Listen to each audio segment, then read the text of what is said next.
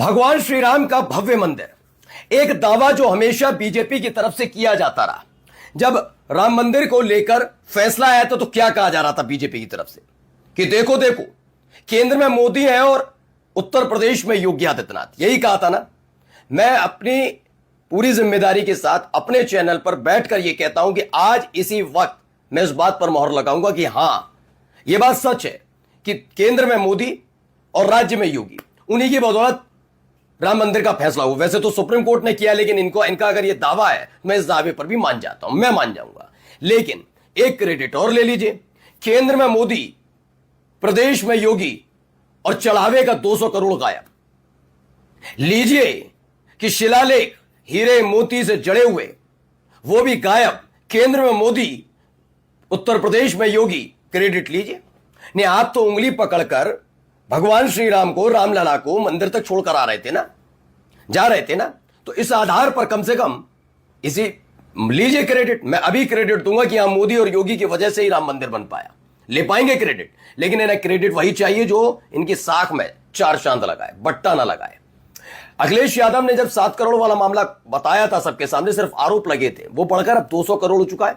और 200 करोड़ तो केवल कैश है जो चढ़ावे के तौर पर आया। वहां रखे हुए शिलालेख भी गायब हो गए। इस पर बात की किसी ने नहीं की। आज आपको दिखाने जा रहा हूं। मसला भी ये नहीं, अब साधु संतों ने मोर्चा खोला है, गुस्सा उनमें, नाराजगी बहुत ज्यादा है। अब बताया जा रहा है कि चंदा वंदा वाला जो खेल था वो क्या हुआ, कैसे हुआ, वो भी चीज आपको दिखाऊंगा और कहां ये जाकर फंसते नजर आ रहे हैं। बहुत सारी खबरें आज आपको दिखाता हूं। नमस्कार, मैं हूं प्रज्वल गौतम और आप देख रहे हैं न्यूज सर्किल। देखिए, ये मामला बढ़ गया है। शुरुआत में 7 करोड़ का ये मसला था कि 7 करोड़ रुपया जो है, वो 7 करोड़ रुपया जो है, जो चढ़ावे वाला है, वो गायब है। वो अखिलेश यादव ने मुद्दा उठाया था। फिर बात जांच वांच की आने लगी तो कहने लगी नहीं, आप जांच वांच कर रहे हो तो ठीक है। फिर तब तक आईटी सेल के लोग छोड़ दिए जाते हैं। अब कौन सी आईटी सेल है मुझे बताने की जरूरत नहीं। वो अदिति यादव जो अखिलेश यादव की बिटिया रानी है, उनके बारे में गंदी और घिनौनी बात करने लगते हैं। इस पर कुछ लोगों को बड़ा मजा आने लगता है, वो भी वैसी ही बातें करने लगते हैं। यानी कुल मिलाकर 7 करोड़ वाला मामला दब जाए, इसकी पुरजोर कोशिश की जाती है। और सेम बात कही जाती है अदिति यादव के लिए। वो 7 करोड़ रुपए लेकर जो उन्होंने बोला, उन पर आरोप। अब आप सोचिए किस हद तक जाने के लिए तैयार है। ये अपने आप को राम भक्त कहते हैं। हाँ, वोट भी चाहिए और दान भी। कहा गया गायब, गायब कैसे हो गया, इस पर कौन जानकारी देगा, कौन इस पर बोलेगा, है ना।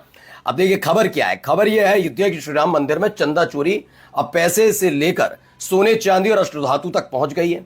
धर्म सेना के संस्थापक है संतोष दुबे का दावा है कि 1989 में गांव, शहर, देश विदेश से पूजित होकर अयोध्या आई सोने, चांदी, हीरे, माणिक के अष्टधातु की 1250 शिलाएं अब गायब हैं। और ये किस किस की हैं? सोने की, चांदी की, हीरे, मणि, अष्टधातु सबकी हैं, वो गायब हो गई हैं। ये आरोप अपने आप बहुत बड़े हैं। जबकि मिट्टी की पूजित शिलाएं आज भी कार सेवकपुरम में रखी हैं, मिट्टी की छोड़ दी। तो अब आप सोच लिए कौन है लालची, कौन ये लेकर भागा। हाँ, पकड़े जाएंगे गारंटेड। जो कैश गिनते थे वो पकड़े जाएंगे, 2-3 और पकड़े जाएंगे। लेकिन क्या यह संभव है कि ये सब किसी का बड़े का हाथ ना और उसके बिना कर लें? ये सब सोने चांदी की शिलाओं की देखरेख का जिम्मा भी ट्रस्ट के महासचिव चंपत राय के पास था। खबर यह आई कि जैसे ही एसआईटी की टीम वहां पर पहुंची, वैसे ही चंपत राय की तबीयत खराब हो गई। और तबीयत इस कदर खराब हुई कि वो एसआईटी के सामने पेश भी नहीं हो पाए। अनिल मिश्रा जो ट्रस्टी भी हैं, वो गायब, दोनों के दोनों। संतोष दुबे वर्ष 1989 में इन शिलाओं की गणना करते थे। बाबरी तोड़ने के वक्त मलबे में दब गए थे, इसमें इनकी हड्डियां टूट गई थी, लंबे वक्त तक वीएचपी से जुड़े रहे। और अब इन्होंने पोल खोली है कि भारी तादाद में वहां सामान था जिसे गायब कर दिया गया है। ये खबर अब निकलकर सामने आई है। देखिए यहां पर भी एक खबर है। राजेश साहू है, दैनिक भास्कर के बड़े पत्रकार हैं। उन्होंने कहा राम मंदिर में चढ़ावे की गिनती के लिए कुल 50 कर्मचारियों की मौजूदगी उस गुप्त कमरे में रहती थी जहां गिनती होती थी। ये कर्मचारी 3 तरह के हैं। 24 कर्मचारी जो हैं, अब समझिए कैसे, कुल मिलाकर 50 कर्मचारी है। 24 कर्मचारी, 12 कर्मचारी और 14 कर्मचारी। तो पहले जो 24 कर्मचारी, उनका काम क्या था? नोट गिनकर उनके बंडल बनाते हैं, ये इनका काम है। और ये कर्मचारी प्राइवेट एजेंसी के जरिए ट्रस्ट ने रखे थे, प्राइवेट एजेंसी के जरिए ट्रस्ट ने इनको रखा था, ठीक है ना।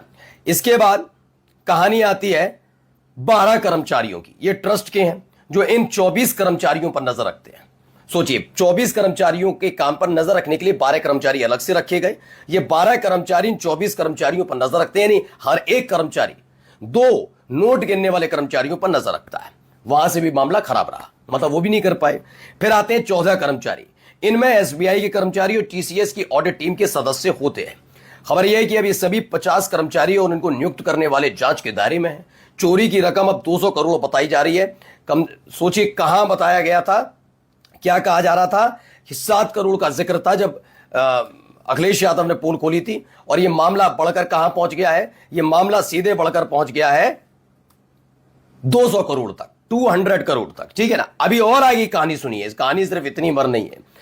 इसमें देखिए, अब शिवसेना जो है बाला साहेब बांचा, शिवसेना गणेश, इन अयोध्या 200 करोड़ का खेला हो गया at the Shri Ram temple. These BJP folks have not even spirit god, ये भगवान को भी नहीं छोड़ते। उन्होंने कहा ये बीजेपी है जो भगवान को भी नहीं बख्शती है, भगवान को भी नहीं छोड़ती है, ऐसा कहा जा रहा है। ठीक है, चलिए अगली खबर अभी आपको दिखाते हैं, यहां ये क्या कह रहे हैं, इनको भी जरा सुनते चलिए। तो 2 साल से कह रहा हूं, कोई मान ही नहीं रहा है। तिरुपति का लड्डू ही क्यों, और जांच करा लो।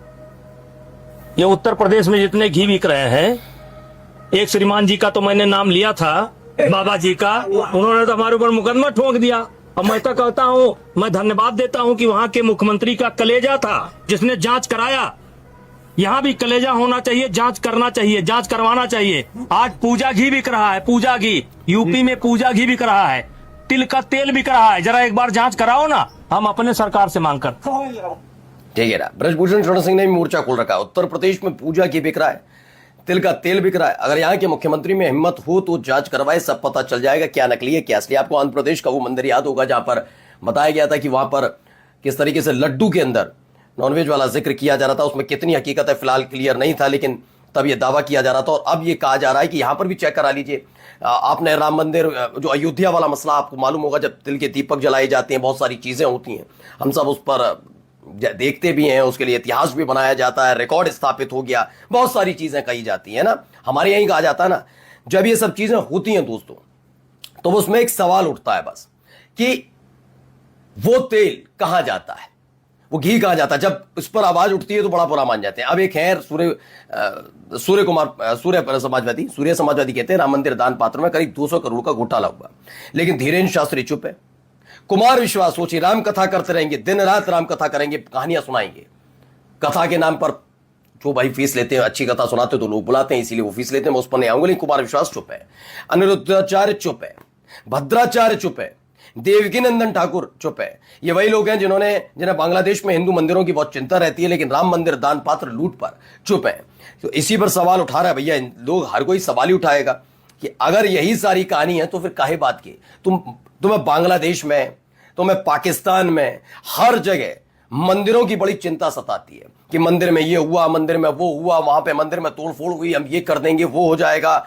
लेकिन यहां या भगवान श्री राम का जिनसे करोड़ों सनातनियों की आस्था जुड़ी है, उनके मंदिर में इतना बड़ा खेल हुआ क्योंकि केंद्र में मोदी हैं, उत्तर प्रदेश में योगी हैं, इसलिए चुप हो गया। नमस्कार।